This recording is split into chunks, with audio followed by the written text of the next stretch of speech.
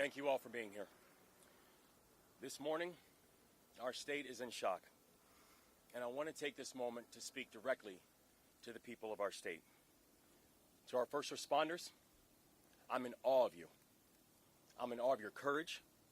I'm in awe of your strength.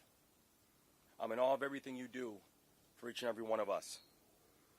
You saw a crisis, and you said, what can I do to help?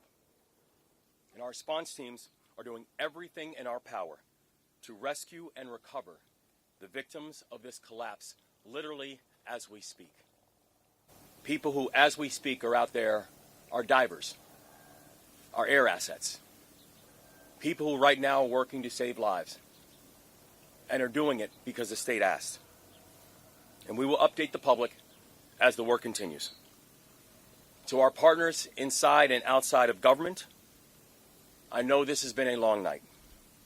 We started coordinating immediately after the Key Bridge collapsed. We've been standing together every step of the way, from our county leadership, to our city leadership, to our state leadership, to our federal leadership. And I'm grateful to call each and every one of you not just colleagues, but I'm grateful to call you friends. And to the people of Baltimore, and each and every one of the 6.3 million Marylanders who call our state home, I recognize that many of us are hurting right now. I recognize that many of us are scared right now. And so I want to be very clear about where everything stands. We are still investigating what happened, but we are quickly gathering details. The preliminary investigation points to an accident. We haven't seen any credible evidence of a terrorist attack. Our administration is working closely with leaders from all levels of government and society to respond to this crisis, and not but just by addressing the immediate aftermath, but also by building a state that is more resilient and a state that's more safe. That is our pledge, and that's our commitment, and we're going to keep that commitment. And lastly, to the victims of this tragedy and their loved ones, all of our hearts are broken. We feel your loss. We're thinking of you, and we will always be thinking of you. We pray for the construction workers who are on the Key Bridge, and we pray for everyone who has been touched by this tragedy, and their families, and all of their loved ones. But Maryland, we will get through this, because that is the Maryland spirit, and that's what Maryland is made of. We are Maryland tough, and we are Baltimore strong. So in the face of heartbreak, we come together. We embrace one another, and we come back stronger. That's what we've always done. That's what we'll continue to do. And that's what we're going to get done together. And we're going to pray for Baltimore. And I'd like to turn this over to Senator Van Hollen, who's done a remarkable job in our fellow delegation in providing support. So thank you, Senator. Thank you, Governor. As the Governor said, we come together. We come together in Baltimore. We come together in Maryland. First of all, our hearts go out to all those who are on the bridge and their loved ones. We pray for them. Our gratitude goes out to the first responders who, as we speak, are out there continuing to conduct search and rescue operations. I want to thank the governor, the mayor, the county executive, all the people gathered here as part of Team Baltimore and Team Maryland. And the federal government is with them as a partner. The Coast Guard, as we speak, is also part of this mission. Coast Guard cutters, Coast Guard aviation assets. I spoke twice today with Secretary of Transportation Pete Buttigieg. Pete Buttigieg has pledged that they will do everything they can to very quickly release emergency response funds for this important project. The National Highway Transportation Administrator is on his way to Baltimore if he's not here already. They will be releasing those early funds once all the parties are fully engaged. Second, The National Transportation Safety Board, I talked to the chair this morning. She and her team will be conducting an investigation of what happened. And finally, the Army Corps of Engineers, naval assets for looking below the surface and clearing. All of this is going to be part of the effort. The governor is leading Team Maryland. The mayor and the county executive, of course, Team Baltimore. But I'm just here to say, together with Ben Cardin, Senator Cardin, and Congressman Fume and others, the federal government is your partner in this effort. Thank you. And again, to the people of our state and the people of this great city, we're with you. We love you. We will get through this together. Thank you, Governor.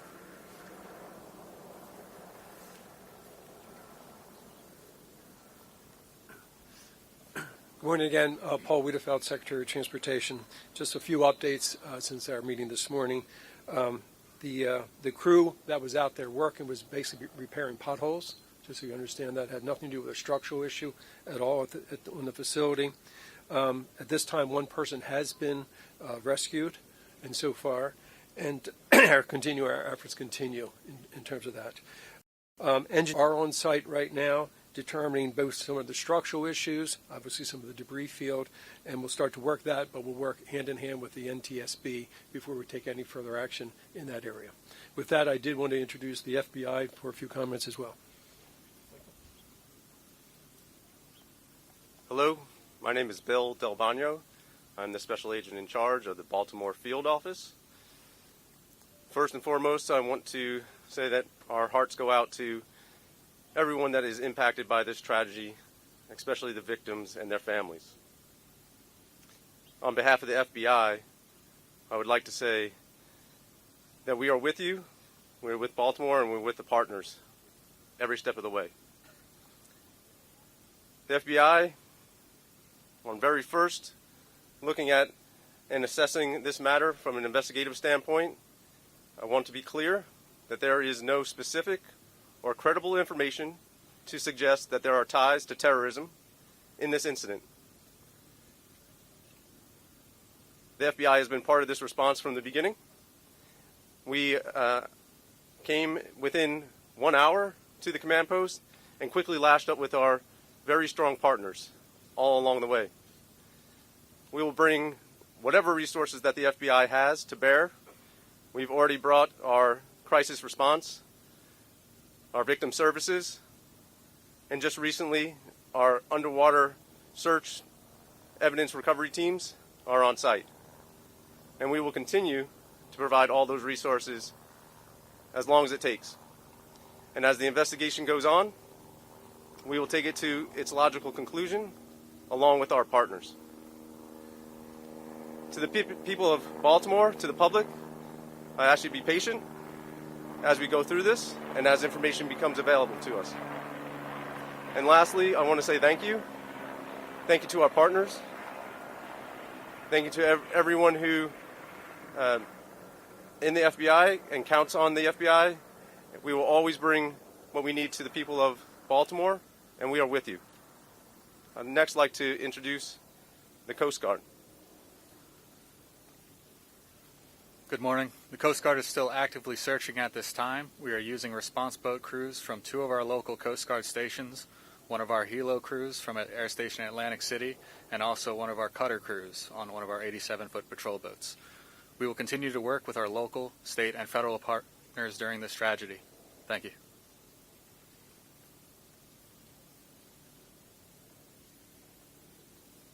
It's time. Governor, everyone, we're going to start from this side. We're going to start from this side. Governor, as far as you are aware, was the collapse of that bridge inevitable as that ship hit that part of the bridge? No, we're still in the process of investigating exactly what happened. So we don't have any further details about whether or not it was inevitable or not. No structure with the bridge? No, there was. In fact, the bridge was actually fully up to code, so we have no further information about what happened during that time. Governor, is all shipping in and out of the port now stopped completely? And do you have any estimate very early on as to how long it will be before shipping can resume to the port of Baltimore? Yeah, we don't have any estimates. on timeline because right now our exclusive focus is on saving lives. Our exclusive focus is on search and rescue. Everyone else is let's move over to the middle. Could you give us a better sense for the number? Because we've heard, I know Mr. Wiedefeld said one had been rescued, but earlier from Baltimore we heard that two have been rescued. Can you tell us the total numbers we're talking about that may be, that you're searching for, and how many have been rescued? Well, There are 8 individuals. 6 are being searched for right now. One is was taken to the hospital, and one is not in the hospital that we're speaking to. So 6 unaccounted for. Yes. And does that involve individuals that may have been in vehicles in the water? We know. We believe it's a construction crew only. Okay, so we don't think there's anyone in vehicles. No, we do not believe so. Okay, we'll take questions right here. Take this question here. Governor, two questions. How quickly did you find out about what happened here, and what was your reaction when you heard the scale of what occurred at Penn Bridge earlier? well, I mean, I think it was probably within minutes of everything, less than an hour, when I know that my phone first rang. And, first from the mayor of Baltimore and also from our chief of staff. And it was, we know the Key Bridge. I've ridden over the Key Bridge countless times. So many of us know the Key Bridge because it is our normal commute. This is a place that is a normal commute route for over 30,000 Marylanders every single day. And so to hear the words that the Key Bridge has collapsed, it's shocking and heartbreaking. And immediately the first thought and the first ideas go back to what happened to the people, what was the impact on human life. But for every single one of us who are Marylanders, the words that the Key Bridge is gone, it still shakes us, because for 47 years, that's all we've known. And so this is not just unprecedented from what we're seeing and what we're looking at today. It's heartbreaking. Governor, can you confirm that the crew on the ship alerted authorities that it lost propulsion and was in trouble? We can confirm that the crew notified authorities of a power issue. Yes. And that they had lost power on the ship? Yes. Is there any ability to shut down the outage? For example, I'll take the question right Let's go back to you. Sorry.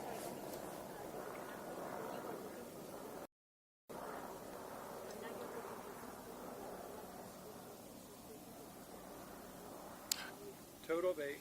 Excuse me. A total of 8. 1 rescued and in hospital. 1 not in hospital, but it has, we have communicated with that person. And then 6 that we are searching for. And all construction workers working on the potholes? All 8 of them? Yes, they were all related to the construction program, yes. We heard that multiple vehicles went into the water. Any word on how many vehicles went into the water and the condition of those people? Not at this time. All right, we'll shift over here. Was there any way to shut down the bridge? Was there enough time for that really less call to trigger something like that? Now, the thing that we know is that, even as the boat was coming in, we had a ship that was coming in at 8 knots. So coming in at a very rapid speed. We do know that the investigation is currently going on.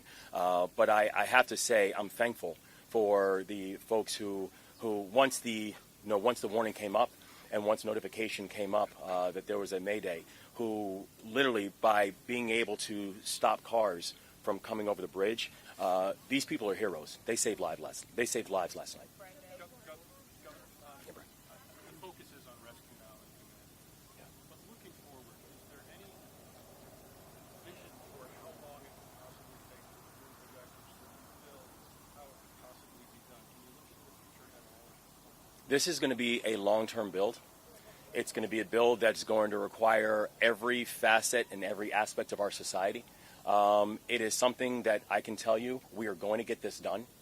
We are going to make sure that this is not just rebuilt, but that we are going to rebuild in a way that remembers the people who this tragedy has impacted, and also do it in a way that honors the community that it serves. But right now, I could not give you any form of estimate on timing or cost. Right now, mine and all of our exclusive focus is we're just trying to save lives. Can the mayor talk on the state of emergency locally, please? Yes, thank you. Listen, we know the governor issued a state of emergency, but we at the local level felt the need to do that too, because there may be some things that we have to encumber with our fire department and other agencies that we'll be able to pull down support for as we all work together, again, as we're focused right now on saving lives and working through this unspeakable tragedy. In the interim, I know that there's obviously the focus is on the rescue and the recovery, but this is such an important thoroughfare here in Baltimore. For drivers, people trying to get around, how are they going to be able to manage while that is also going on? Yeah, so we've also already been in touch with people about alternative routes and ways people can navigate now that this tragedy has happened. And I don't know, Secretary, if you want to speak to that as well. Just to give you a sense of scale, roughly about 35,000 people use that facility. About double that use the Harbor Tunnel, and double that again use the Fort McHenry Tunnel. So basically, we do have those two other options. We'll make sure that we have as much personnel out there to deal with any incidents, because as you know, that can cause the backups very quickly. And we will basically put out a lot of communications on different alternatives. We're also looking at transit alternatives as well. What role will the legislature play in this response? What role will the legislature play in this response? Are there any policies or Oh yeah, no. So we are in fact, we have our Senate President here. We have members of the legislature here. The legislature is going to have a role in all of this, as will our local elected officials, as will state officials, as will the federal government. Everybody is going to have a role in terms of how we think about the rebuild. Governor, how long do you expect shipping to be closed down through the port? Do you have any estimate in terms of the port here? We don't at this point. We don't at this point. Ships are going in or out at this time? Correct. Yeah, we don't have an estimate on timeline as of yet. Our focus really is right now on just make sure we're saving lives. One last question. Are they able to get out at all or no? I'm sorry, say it again. The ships that are the vessels that are currently docked at the port, are they able to get out or no? The one that's captured under the is that Still at port. Oh yes, that one's still at port. Yes. We'll take one last question. Yes, ma'am. Was the ship being guided out by tugs, firstly? And secondly, did you just say that it issued a mayday in enough time that you were able to stop all traffic from entering both sides, so that the only casualties we expect are the workers on the bridge? Yes, ma'am. So the investigation is still going on, so we're going to have all the full details and also all the full details about the timeline and the TikTok that took place. But we're thankful that between the Mayday and the collapse that we had officials who were able to begin to stop the flow of traffic, so more cars were not up on the bridge. And I can Were some on the bridge or not? Were there any during the collapse. Yeah, were there some on the bridge? There have been reports that have been sonar that have detected vehicles at the bottom of the water. So as well as the 8 people, there could still be people trapped inside or potentially have died in vehicles. Is that correct? I think, well, the investigation is still going on to find out exactly how many people and what was the situation. But the thing that we do know is that many of the vehicles were stopped before they got onto the bridge, which saved lives in a very, very heroic way. Thank you all very much. Thank you. We'll have another update later. Thank you. This is a huge detail. We don't know how many vehicles were on the bridge. Thank you all. Chris speaking. Hey, Chuck.